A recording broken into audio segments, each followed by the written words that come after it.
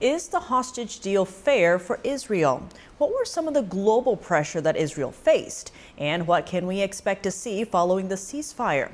To take a deeper dive into Israel's hostage deal with Hamas, we have on David Wurmser, Middle East Affairs Analyst at the Center for Security Policy. David Wurmser, thank you so much for joining us. Great to have you back on the show. It's great to be with you.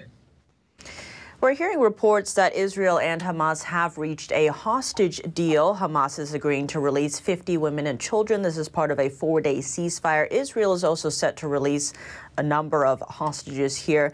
How do you read this deal? Is it a fair deal?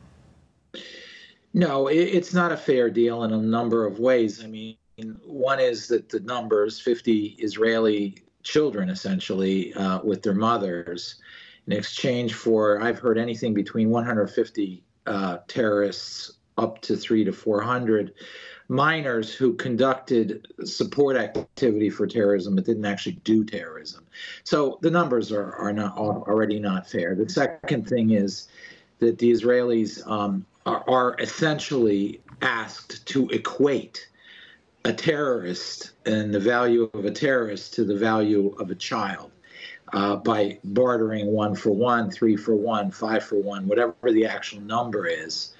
But essentially it creates equivalence. And then the third thing is Israel's negotiating with Hamas, which makes, in Middle Eastern terms, Hamas powerful because the Israelis have to come to terms with it. So here you have a very powerful state that's legitimate in the UN with an army and everything, and it has to negotiate on equal terms with the terrorist organization, and that raises the stature of the terrorist organization. So in all those ways, it's an imbalanced deal.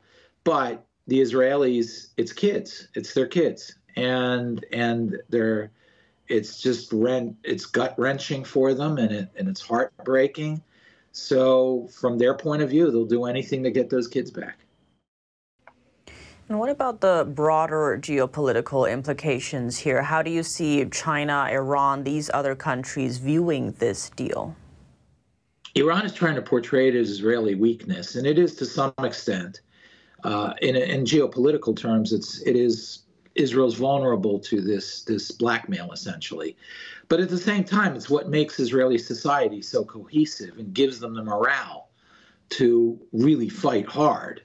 So I think Iran's underestimating that. China and Russia are now fully aligning behind Iran and participating in a lot of the psychological warfare against Israel at this point, as well as some warfare. I mean, most likely cyber warfare and things like that. So we really are now dealing with a geopolitical bloc, and they have a vested interest in not only Israel looking weak and limping, but the United States being wounded by that, the Israel looking weak to destroy any hope that other nations in the region will form a strategic bloc with Israel, which they were, by the way, and are still forming, and the United States then being able to base its regional strategy and security on that bloc. So that's what really the strategic game is here.